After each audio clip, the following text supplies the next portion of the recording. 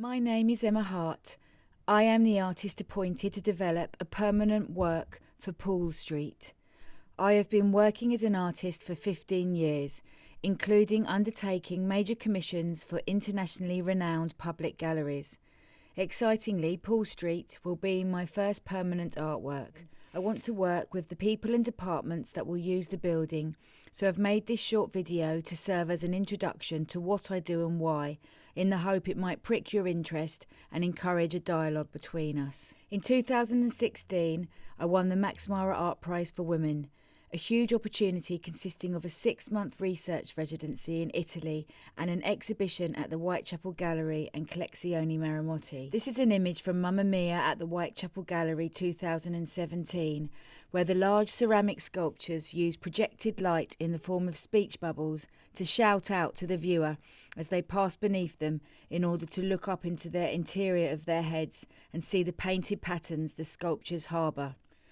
I wanted the viewer to be caught up in a physical set of relations rather than an external observer to an installation. Thinking about this led me to want to uncover how relationships and family systems actually work. The first part of my residency was research-based.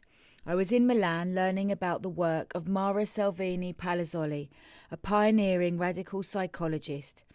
She developed the idea that individuals do not get unwell, it is their relationships or the space between people that need treating. Therapists would have group meetings to discuss the behaviour of their clients, and they would use words such as repetitive or reversing or flow to describe human interactions. The second half of the residency enabled a more practical approach, with me focusing on ceramics, specifically maiolica. I wanted to design a pattern for a plate, so I talked to the maiolica decorators in Deruta about how they construct a ceramic pattern. I realised that the words they use to describe their design strategies, such as repeat, fragment, reverse and flow, were words I'd already heard in the family therapy clinic and were used to describe the habitual, sometimes problematic, behaviour of families. Here in the exhibition, patterns of human behaviour transform into decorative patterns. This is my current exhibition on at the Sunday Painter in Vauxhall. The exhibition runs until December the 19th. The show brings together some key ideas that underpin my practice. It is best viewed in the flesh, so I urge you, pandemic permitting, to get down there.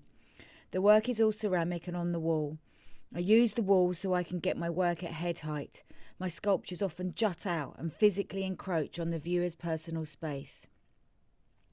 This is not a sculpture of a megaphone, it's a sculpture of what a megaphone does. Out of the aperture at the end of this loudhailer emerges a face, the same face that speaks into it.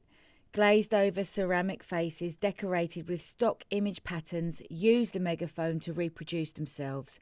It is a decorated selfie. Attention to language is a driving force within my work. How do ideas and identities get amplified through the act of speech? How is speech productive? I first noticed the speech bubble looks like a face in profile in 2016, and the duality of the shape has spoken to me ever since. It articulates for me strong feelings and thoughts I have around the idea that speech and speaking is where we produce ourselves. My sculptures have always been fueled by J.L. Austin's work on speech acts, the propensity of language to be able to not look back and describe, but to make things new and make things happen. Another aspect of speech is my class background is held in my voice, and unfortunately each time when I open my mouth I risk being judged. Embedded within Be Somebody is my conceptual employment of the physical properties of ceramic glazes, importantly their reflective qualities and whether the finished surface is matte or glossy. Here I have transformed clay slabs to become domestic wall mirrors, out from which grow a head and shoulders stretching round to look at themselves in their mirror. The glossy quality of lustre catches the figure in its iridescent glaze. Subtle details reinforce these ceramics as once functional mirrors. The edges flash green like cut glass, and exaggerated dome-covered screws locate the mirror in the home, probably the bathroom.